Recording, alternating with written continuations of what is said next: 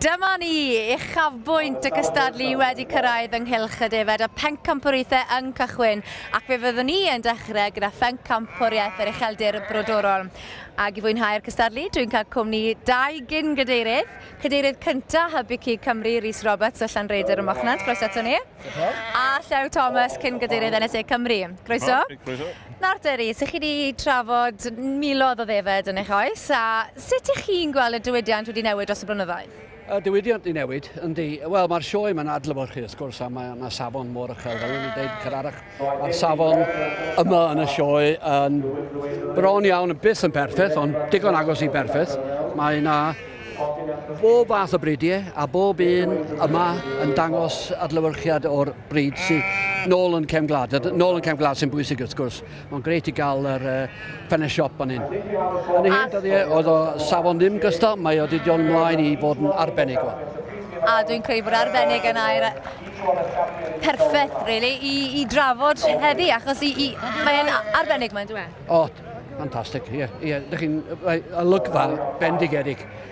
Ac fel o'n i ddweud, mae bob un yn adlewyrchu taip a cysondeb a'i bryd, ond hefyd maen nhw wedi addasu dros y blynyddoedd i adnabod y newidiadau yn y marchnad ac trio cyflenwi hynny. A ydych chi weld o hyn yma heddiw. A Llew, Thomas, maen nhw wedi dechrau fan hyn ar y restr fer. Beth chi'n meddwl o'r restr fer ar hyn o bryd? Wel, mae'r beirniad wedi bod yn gyflym iawn yn dod i'r restr fer, i wedi gwir. A mae'r defyd crifion i gyd gyda gefyd i wedi gwir yn y sech. Mae'r hwrdd Cymraeg ar y pedraw. Mae gyda'r hwrdd Cymraeg De Cymru fyna nawr mae'n ôl gyda'r mae'n fached sy'n neud i waith yn gyflym iawn wedyn ni. Mynd at y biwla nawr. Mae Mr Robbie Wilson o Swydd Aberdeen yn mynd yn gyflym iawn. Dwi'n credu bod mae'n edrych yn smart iawn yn y siwt yna. Ond credu felly bod un boeth iddo fe, achos mae'n mynd trwy ddyn yn gyflym. Mae'n cario pwysau, mae eisiau gorffen yn gynnar. Felly, mae wedi tynnu sifiot bryniau Brycheiniog ymlaen a hefyd y ddafad biwla. A mae'r ddafad biwla yma wedi ennill y grŵp o 3 gwobr teulu'r Lloyd y bore yma. Mae'n edrych yn smart. Smart ofnadwy. A mae biwla yn bryd, enghraifft, fe o'n i'n dweud sut mae bridiau wedi symud ymlaen o'r fachnad, mae biwla yn enghraifft daw hynna. Dych chi'n edrych ar y ddafod yna, mae hi'n cyhyrog, mae'n hir. Ond! Fi'n credu bod e wedi penodi i bencampwr. Gareth Price fyna o Landdeusant Sir Gar, gyda'r ddafad allan.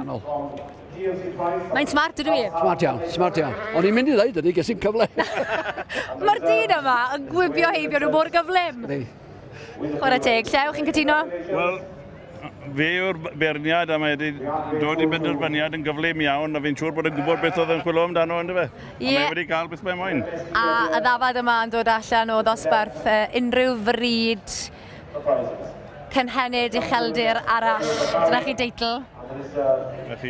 Wel, chwarae teg. O'n i'n methu credu hynny, bod na wedi symud mor gyflym. Ie, ond fel edodd Llew, mae'n gwybod beth o'n isio, a mi nath o. Wel, diolch o galon i chi'ch dau, ac fyddai ni weld Gareth yn gyflym iawn fan hyn. Well, massive congratulations, that happened quick, didn't it? Yeah, it did. And tell me a little bit about this one. She's homebred, yearly new. Mother won the Hill Champion 2 years ago, yeah. And no, she's a good sheep. You're shaking a bit. Was it a bit of a shock for you? Well, I was hoping it was going to happen, but no, it's a bit, yeah. What does it mean to you?